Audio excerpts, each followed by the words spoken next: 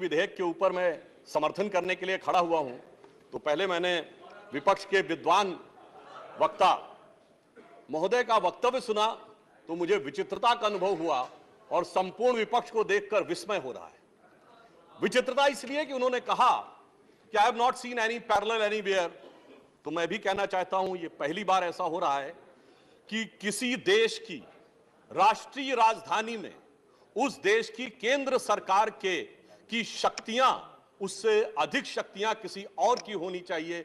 मेरे विचार से दुनिया में ऐसा कोई दूसरा उदाहरण देखने को नहीं मिलेगा। So I support what Abhishek Manu Singhvi ji has said, I am unable to find parallel anywhere in the world. दूसरा विषय जो मैंने कहा कि विस्मय का अनुभव क्यों हो रहा है, अभी देखिए उन्होंने 2 बार सुपर सीएम प्रयोग किया कॉन्स्टिट्यूशनल पद पर बैठे हुए व्यक्ति के लिए, मगर महोदय इस देश ने बगैर संवैधानिक पद पर बैठे हुए सुपर पीएम 10 साल तक देखा है। और मैं ये कह रहा हूं कि अभी मैंने कितना सुंदर सामंजस्य देखा कि उन्होंने कहा कि समय कम हो रहा है, तो आम आदमी पार्टी वालों ने कहा हम भी समय देने को तैयार हैं।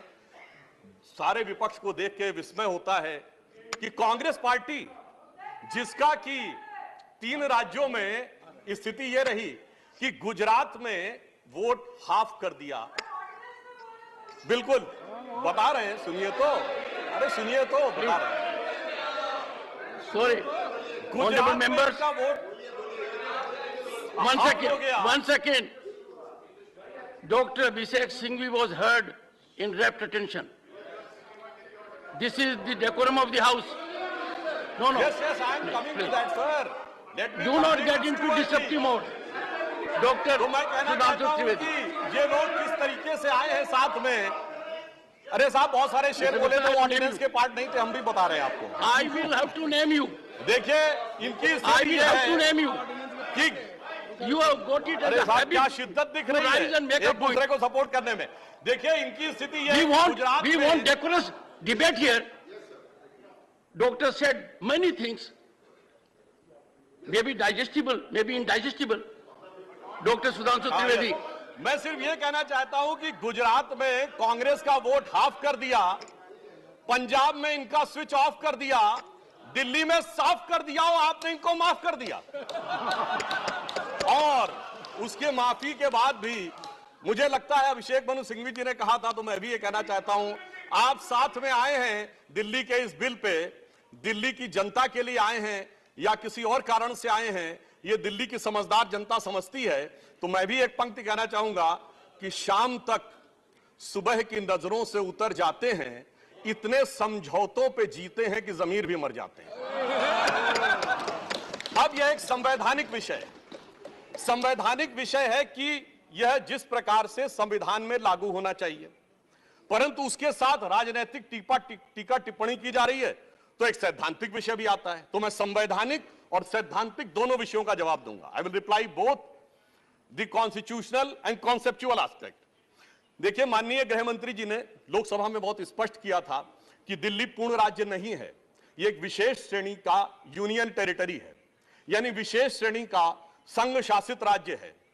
वैसे मुझे लगता है संघ शब्द आते ही बेचैनी ज्यादा हो सकती है दूसरी तरफ, और संघ शासित से बेचैनी और हो सकती है, इसलिए मैं यूनियन टेरिटरी वर्ड प्रयोग करूंगा। It is a special category of union territory. और वैसे भी आजकल अंग्रेजी के प्रति मोह बहुत ज्यादा है, क्योंकि अपने गठबंधनों का भी नाम अंग्रेजी में ही ज्यादा रखा जा रहा है।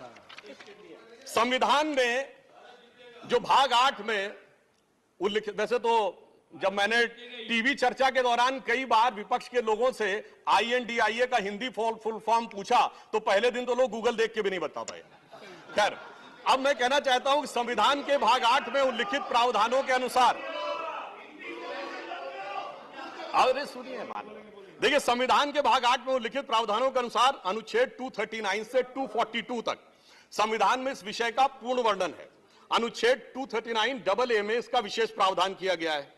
यदि उसके क्लॉज को 239AA3B को देखें तो संसद को दिल्ली संघ राज्य यूनियन टेरिटरी से संबंधित किसी भी विषय पर कानून बनाने का पूरा अधिकार है। इसमें किसी भी प्रकार का कोई संशय नहीं है। सर्वोच्च न्यायालय के जिस निर्णय का बार बार उल्लेख किया जाता है और हमारे विरोधी उसको अपने हिसाब से प्रयोग करते हैं, उसमें भी बहुत साफ देख लें कि 105 पेज के उस निर्णय में कहीं पर भी सर्वोच्च न्यायालय ने संसद के द्वारा दिल्ली के बारे में कानून बनाए जाने के विषय के ऊपर किसी प्रकार की कोई टिप्पणी नहीं की है। इसके बाद भी न्यायालय के आदेश में पैरा 161 और 162 को कई बार उल्लेख किया जाता है, परंतु यदि पूरे संदर्भ में देखें तो पैरा 86, 95 और पैरा 164 एफ को पढ़ें तो वहां पर संसद के द्वारा दिल्ली के संदर्भ में किसी भी विषय के ऊपर कानून बनाने की शक्तियों का विधिवत अनुमोदन है, कहीं पर निगेशन नहीं है। और स्पष्टता के साथ इसकी आवश्यकता क्यों थी? ताकि शासकीय आदेश को एक विधायी शक्ति भी मिल सके, एग्जीक्यूटिव ऑर्डर को एक लेजिस्लेटिव पावर भी मिल सके। इसलिए उस अस्पष्टता को दूर करने के लिए to remove any an iota of suspicion यह आवश्यक था। इसलिए मैं इस बिल का समर्थन करता हूं। अब कई बार लोग कहते हैं साहब अध्यादेश की आवश्यकता क्यों थी? वैसे तो माननीय गृह मंत्री जी ने भी इस विषय को लोकसभा में बताया था। अभिषेक मनु सिंघवी जी ने कहा कि 19 तारीख को अध्यादेश क्यों आया। शायद उन्हें ध्यान हो कि दिल्ली सरकार में जैसे ही चंद दिनों में ताकत मिली तो सबसे पहले किन फाइलों के बारे में, सतर्कता के साथ सतर्कता विभाग की फाइलों के बारे में कार्रवाई की गई। मीडिया में प्राप्त समाचारों के अनुसार सतर्कता सचिव ने यह रिपोर्ट किया कि रात 9 बजे मंत्री के द्वारा उनको कॉल किया गया, सुबह 3 बजे तक वह कार्रवाई चलती रही, 76 से अधिक फाइलें मंगाई गईं और उन्होंने उपराज्यपाल महोदय को यह आशंका भी व्यक्त की कि उसमें कई ऐसी फाइलें थीं जो कि गोपनीय थीं और उसके अनुसार उन फाइलों में किसी भी प्रकार की छेड़छाड़ भी संभव है। अब मुझे बहुत आश्चर्य होता है कि दिल्ली में बाढ़ आई तो दिल्ली फ्लड कंट्रोल अथॉरिटी की बैठक तो 2 साल से नहीं हुई, मगर विजिलेंस की फाइलें ओवरनाइट सर्च की गई। तो मेरे विचार से, और ये सर 16 और 17 मई की रात का था, तो मानी हुई बात है जब ऐसी परिस्थिति नजर आएगी तो उसके 1-2 दिन के अंदर अध्यादेश की आवश्यकता महसूस होगी। यहां मैं एक और बात भी कहना चाहता हूं कि ब्यूरोक्रेसी पे नियंत्रण की बात आम आदमी पार्टी की सरकार के द्वारा की जाती है, तो ये लोग तो अपनी एक पैरेलल ब्यूरोक्रेसी भी बना चुके हैं, क्योंकि अनेक प्रकार के समाचार पत्रों में आया है कि कई ऐसे लोग जो कि आम आदमी पार्टी के पदाधिकारी हैं, वो सरकारी पदों पर भी विद्यमान हैं और सरकारी पदों पर रहते हुए सरकारी शक्तियों का भी उपयोग कर रहे हैं। वैसे ये लोग बहुत दावा करते हैं कि उन्होंने बहुत सारी चीजें फ्री दिया, कुछ 100 रुपए दिल्ली की जनता को कुछ मामलों में फ्री मिला और अपने लोगों को कई मौकों पे, कई जगहों पे, दर्जनों से ऐसे लोग हैं जिनको लाख लाख 1.5 लाख की तनख्वाहें मिली। और यदि आरोपों को देखा जाए तो करोड़ों रुपए के घोटालों के आरोप हैं। एक कहावत होती है, माले मुफ्त दिले बेरहम।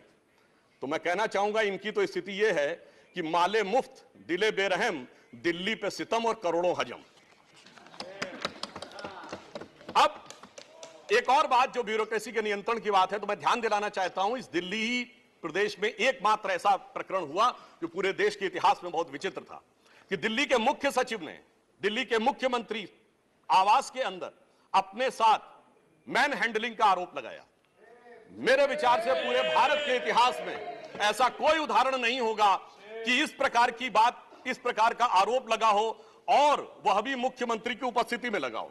यह दर्शाता है कि ब्यूरोक्रेसी को नियंत्रण करने की जो छटपटाहट है उसमें वास्तविकता में वो फितरत क्या है। और मैं एक टेक्निकल पॉइंट कहना चाहता हूं, दिल्ली का कोई स्टेट कैडर नहीं है, जैसे राज्यों का कैडर होता है तो राज्य का मुख्यमंत्री उस कैडर को नियंत्रित करता है। जो आईएएस और आईपीएस अधिकारी होते हैं वो यूनियन टेरिटरी कैडर में आते हैं। जब वो सारे राज्यों में, सारी केंद्र शासित राज्यों में उनका स्थानांतरण हो सकता है, तो मैं आपके माध्यम से विपक्ष से पूछना चाहता हूं कि यदि दिल्ली के एक अधिकारी का ट्रांसफर गोवा होना है और दिल्ली के सीएम की उस पर एब्सोल्यूट अथॉरिटी होगी तो यह कैसे संभव हो सकता है? इसलिए यह आवश्यक है कि इस विषय के ऊपर केंद्र सरकार की शक्तियां परिभाषित हैं। अब एक दूसरी बात भी है, दिल्ली में स्टेट कैडर भी नहीं है, यानी जैसे स्टेट पब्लिक सर्विस कमीशन होता है और राज्य के कैडर होते हैं, तो यहां भी दानिश कैडर है। यानी दानिश कैडर में भी 3-4 यूनियन टेरिटरी आती हैं, दमन दीव और अन्य। अब दानिश कैडर के एक अधिकारी की जरूरत यदि अंडमान में या दमन दीव में भी होगी और दिल्ली का मुख्यमंत्री यह तय करेगा, तो क्या यह संवैधानिक दृष्टि से उचित है? इसलिए मैं कहना चाहता हूं कि माननीय गृह मंत्री जी ने जो यह विषय रखा है वो पूरी तरीके से उचित है। अब दुरुपयोग की बात में मैं एक और बात कहना चाहता हूं, इनकी वास्तविक मंशा क्या थी। दिल्ली में एक जनरल फाइनेंशियल रूल 2019 है जो ये कहता है कि 10 करोड़ रुपए से अधिक का अगर किसी भी प्रकार का व्यय होगा तो वह मंत्री की शक्ति से बाहर होगा और वह एलजी के पास जाएगा। महोदय, इनके मुख्यमंत्री जी का जो मकान या वजीर आला का अजीमुशान महल बनाने के लिए जो बिल बने साहब, वो पूरे उसके एक साथ नहीं बने। 10 करोड़ से कम के 8.5, 8, 7.5, 9 करोड़ रुपए के डिफरेंट बिल बने और एक मद ऐसा है जिसमें कि मुख्यमंत्री कार्यालय के कर्मचारियों के लिए, महोदय जानते कितने का बिल बना? 9.99 करोड़, यानी 0.01 से कैसे बचा जा सकता है कि टेंडर न करना पड़े, मन मुताबिक खर्चे कर लिए जाएं। यह दर्शाता है कि नियमों के प्रति और ब्यूरोक्रेटिक नियमों के प्रति इनके मन में क्या आस्था है। और इतना ही नहीं, दिल्ली मेट्रो के लिए तो वृक्ष काटने की परमिशन वर्षों तक नहीं मिलती थी, मगर मुख्यमंत्री आवास के लिए वृक्ष काटने की परमिशन उनको मिल जाती थी। अब इसके साथ मैं एक और बात कहना चाहता हूं, एक नैतिकता, सैद्धांतिकता का सवाल उठाया जाता है। तो मैं कोट करना चाहता हूं कि दिल्ली के मुख्यमंत्री जी ने, जिनका वो आलीशान शीश महल बना हुआ है, उन्होंने 27 अक्टूबर 2013 को शीला दीक्षित जी के विषय में लिखा था ट्वीट, और उनको मैं कोट कर रहा हूं। उन्होंने कहा कि दिल्ली की मुख्यमंत्री शीला दीक्षित जी के घर में 10 एसी लगे हैं। मैंने तो सुना है कि बाथरूम में भी एसी लगे हैं। कौन भरता है इस एसी का बिल? और आगे वो कहते हैं, मेरा तो कलेजा कांप उठता है ये सोचकर कि दिल्ली की 40% जनता झुग्गियों में रहती है, तो कोई मुख्यमंत्री ऐसे आलीशान घर में कैसे रह सकता है। मैं कहना चाहता हूं, देखिए, केजरीवाल जी का कलेजा कापा हो या ना कापा हो, रूह कापी हो ना कापी हो, रूह है क्या है, किसकी रूह है, उस पर मैं टिप्पणी नहीं करना चाहता, मगर मैं एक बात जरूर कहना चाहता हूं कि शीला दीक्षित जी जहां भी होंगे उनकी रूह को बहुत तकलीफ हो रही होगी कि जब उनके ऊपर ऐसी बातें करने वालों के साथ वो सारे लोग आज आकर खड़े हुए होंगे। वैसे महोदय, उनके घर में 10 एसी थे, यहां तो 15 टॉयलेट भी हैं। और इतना ही नहीं, 1-1 करोड़ रुपए के पर्दे भी लगे हुए हैं, और 1 करोड़ रुपए के पर्दे का एस्टीमेट है। और इतना ही नहीं, अब सुनिए, उनके सामने एक दूसरी समस्या हो गई है कि अभी तक जो बातें चल रही थी, अब उनके सामने यह समस्या है कि उन चीजों को कैसे छुपाएं।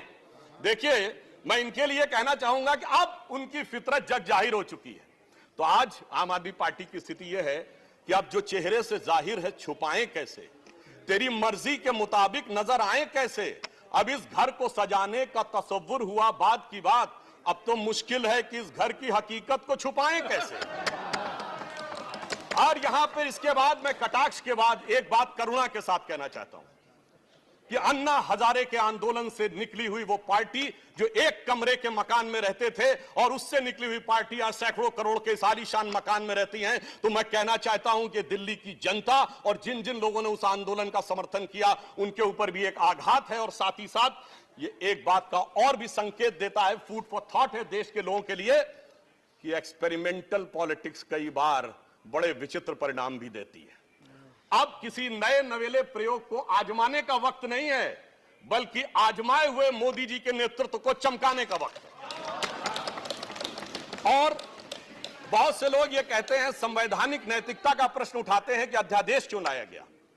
अध्यादेश के लाने का तात्कालिक कारण मैंने बता दिया, और वैसे मैं अपने विपक्ष के लोगों के सुलभ संज्ञान के लिए बता देना चाहता हूं कि इन लोगों ने कितनी बार अध्यादेश लाए हैं। नेहरू जी की सरकार में 70 बार, इंदिरा जी के जमाने में 77 बार, राजीव जी के समय में 35 बार, नरसिम्हा राव जी के समय में 77 बार, मनमोहन सिंह जी के समय में 61 बार, और जो यूनाइटेड फ्रंट गवर्नमेंट बनी थी भाजपा विरोध में, उसमें 1.5 साल में 77 बार। तो मुझे लगता है अध्यादेश का विषय उठाने से पहले इस अंक गणित को भी देख लेना चाहिए। अब मैं एक और बात कहना चाहता हूं, जो संविधान की दुहाई देते हैं उनके लिए, ये तो वो लोग हैं सभापति महोदय जिनकी संविधान में क्या आस्था है। इन्होंने संसद के द्वारा पारित सीए कानून के खिलाफ विधानसभा में प्रस्ताव पारित कर दिया। यह संविधान का सम्मान है।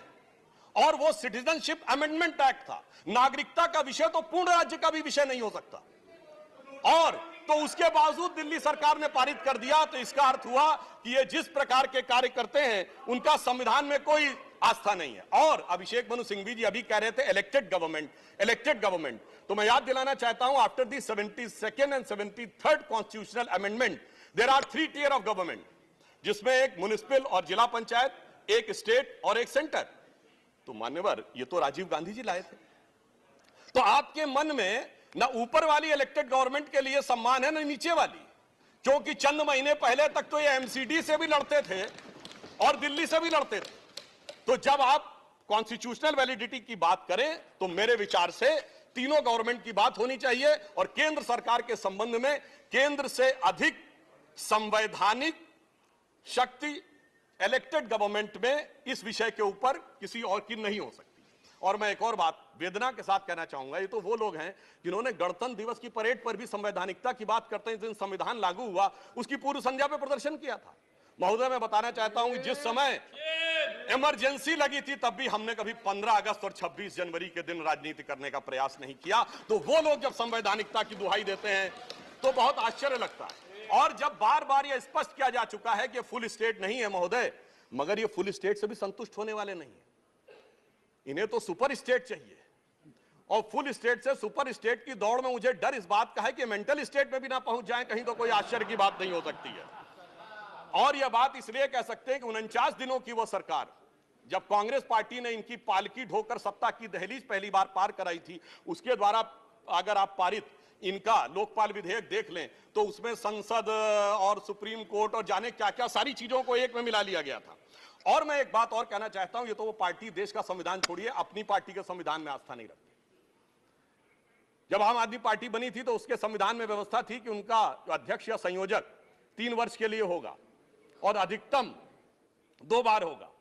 मगर जो मीडिया में प्राप्त समाचारों के अनुसार 3 साल पहले उन्होंने वो संविधान में चेंज कर दिया, यानी अब जीवन पर्यंत या अपनी इच्छा के प्रसाद पर्यंत केजरीवाल जी इस विषय के ऊपर रह सकते हैं। तो मैंने इसलिए कहा ना, अपने संविधान के बारे में बात करिए। और मैं ये भी कहना चाहता हूं कि इन्होंने अपनी कार्यकारिणी में ऐसे भी प्रस्ताव पारित किए हैं संविधान के संदर्भ में कि साहब इनके यहां परिवार के भी कितने लोग काम कर सकते हैं, जो मेरे विचार से बड़ी बड़ी परिवार वाली पार्टियों ने भी कभी अपने पार्टी के प्रस्तावों में इन प्रस्तावों को नहीं पारित किया होगा। और मैं ये भी कहना चाहता हूं कि बहुत आश्चर्य लगता था कि जब ये इंडिया अगेंस्ट करप्शन के स्वरूप से आगे बढ़े थे, तब एक ही पंक्ति में बता देना चाहता हूं, क्योंकि जब आप इसकी बात करते तो क्या क्या नहीं था, कहां से बात शुरू हुई थी, हम राजनीति में नहीं आएंगे, फिर कसम खाते कांग्रेस का साथ नहीं लेंगे, फिर उसके बाद बंगला नहीं लेंगे, फिर शपथ खाते हैं गाड़ी नहीं लेंगे, फिर शपथ खाते हैं सुरक्षा नहीं लेंगे। और आज स्थिति यह है, मैं सिर्फ यह कहना चाहता हूं कि जितनी बातें ये कहते थे वो सारी चीजें आवश्यक है, मगर यह दर्शाता है, क्योंकि मैं किसी की सुरक्षा के प्रति खिलवाड़ करने की बात नहीं करता, पंजाब जैसा राज्य संवेदनशील है, वहां के मुख्यमंत्री के पास सुरक्षा होनी चाहिए। परंतु मैं सिर्फ यह कहना चाहता हूं कि यह इस बात में जो कहना चाहते हैं कि इन्होंने कितना बदलाव किया है मान्यवर, इसलिए कभी कभी इनके 10 वर्ष के अंदर चरित्र में इतना बदलाव, ये कहते सबसे जल्दी सत्ता में आए। महोदय मैं कहना चाहता हूं, भारतीय जनता पार्टी और जनसंघ हम 1951 बने, हमने 72 साल में कभी कांग्रेस से समझौता नहीं किया, इन्होंने 72 दिन में समझौता किया, तब ये सत्ता में आए। और इसलिए आज दिल्ली की जनता अपने को ठगा हुआ महसूस करती है। और शायद दिल्ली के लोग ये कह रहे होंगे कि मैं समझता था वो कितने मासूम थे, क्या से क्या हो गए देखते देखते, जिनको पत्थर से हमने बनाया सनम वो खुदा हो गए देखते देखते। और मैं एक और बात भी कहना चाहता हूं संक्षेप में, मेरे विचार से इनको अध्यादेश पढ़ना चाहिए, संविधान पढ़ना चाहिए और दिल्ली का अधिनियम पढ़ना चाहिए, क्योंकि अपने वो कहते हैं सबसे पढ़े लिखे मुख्यमंत्री। तो मैं ये भी बताना चाहता हूं कि ये सबसे पढ़े लिखे मुख्यमंत्री जो अपने को सबसे हाई क्वालिफिकेशन का नाज रखते हैं, 2-3 उदाहरण उनके ही बता देना चाहता हूं।